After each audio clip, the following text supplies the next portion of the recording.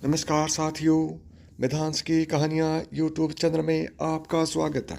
आज मैं आपको माँ की अनमोल ममता की एक कहानी सुनाऊंगा। रात के 2 बज रहे थे। फ़ोन की रिंग बजती है। 26 साल का आनंद नींद से जाग बड़ा खुश होकर फ़ोन को रिसीव करता है। खुश इसलिए होता है क्योंकि उसकी नई नई गर्लफ्रेंड बिना टाइम देखे कभी भी उसको फ़ोन कर देती है। फ़ोन की दूसरी तरफ से आवाज़ आती है, जन्मदिन मुबारक हो बेटा। आज मेरा बेटा पूरे 26 साल का हो गया है। मैं बहुत खुश हूँ। माँ की आवाज़ सुनते ही आनंद के चेहरे के एक्सप्रेशन बदल जाता है। वो गुस्से में बोलता है, माँ तुझे समझ नहीं आता क्या? इतनी सी बात के लिए मेरी नींद खराब कर दी। यह बात तो तू मुझे सुबह भी बोल सकती थी। इतना कहकर वो फ़ोन काट देता है। थोड़ी बाद फिर से फ़ोन की रिंग बजती है। आनंद फिर से फ़ोन उठाता है और इस बार फ़ोन पर पापा होते हैं।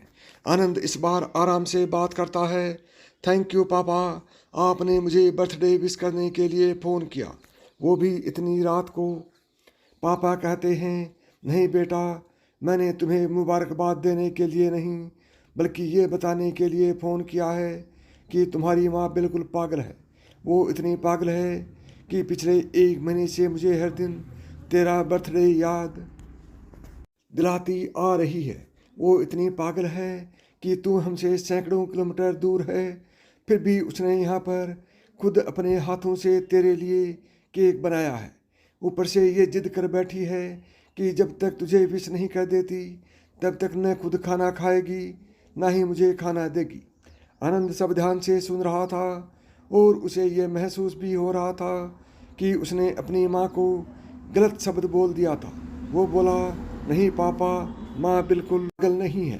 पापा कहते हैं, नहीं बेटा, तू अपनी माँ के पागलपन को नहीं जानता, मैं जानता हूँ।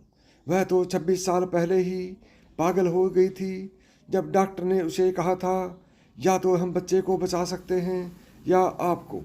उसने बिना 1 सेकंड भी सोचे बच्चे को बचाने का फैसला ले लिया और मुझे भी कसम देकर उस फॉर्म पर साइन करने के लिए मना लिया था जिस पर लिखा था उसकी ज़िंदगी इस ऑपरेशन से खतरे में, और अगर उसे कुछ होता है तो उसके जिम्मेदार डॉक्टर नहीं होंगे। अब तू ही बता, बिना तुझे देखे जो औरत तेरे लिए मरने को तैयार हो जाए उसे हम पागल नहीं कहेंगे तो क्या कहेंगे? इतना कहकर पापा ने भी फ़ोन रख दिया। आनंद ने भी यह महसूस किया था कि वह जो कर रहा था वो भूल नहीं, गुनाह था।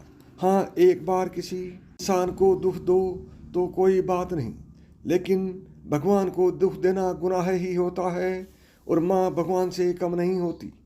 पश्चाताप के आंसू उसकी आंखों से बह निकले। सवेरा होते ही आनंद अपने घर की ओर रवाना हो गया, अपने माँ बाप से माफ़ी मांगने के लिए।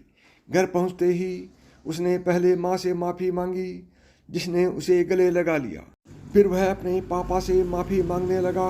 पापा ने कहा, कोई बात नहीं बेटा, जा तुम वापस चला जा। तेरी माँ हमेशा कहती थी कि तुम उसे बुढ़ापे में संभालेगा, लेकिन मैं उसे समझा दूंगा। जैसे आज तक मैं उसे संभालता आया हूँ वैसे ही आगे भी मैं उसका ख्याल रखूँगा। उसे यह भी समझ लेना चाहिए, जो बेटा उसके एक फ़ोन करने से परेशान हो जाए वह उसे उम्र भर क्या संभालेगा। बाप की ऐसी कड़वी बातें सुन आनंद की आंखें बहने लगी। वो सर झुकाए अपने बाप के सामने चुपचाप खड़ा रहा। अपने बेटे को परेशान देख माँ आगे आती है और पापा को कहती है, जाने दीजिए, माफ़ कर दीजिए, हमारा ही बेटा है। माँ की ममता का मोल ना कोई लगा पाया था ना कोई लगा पाया। 9 महीने प्रसव की पीड़ा सहन करके हमें नई जिंदगी नई दुनिया में लाने वाले माँ ही हमारी हर गलती को माफ़ कर सकती है। साथियों, यदि ये कहानी सुन करके आपका हृदय पिघला हो तो वेदांश की कहानियाँ यूट्यूब चैनल को अभी सब्सक्राइब करें। नमस्कार दोस्तों, जय श्री कृष्ण।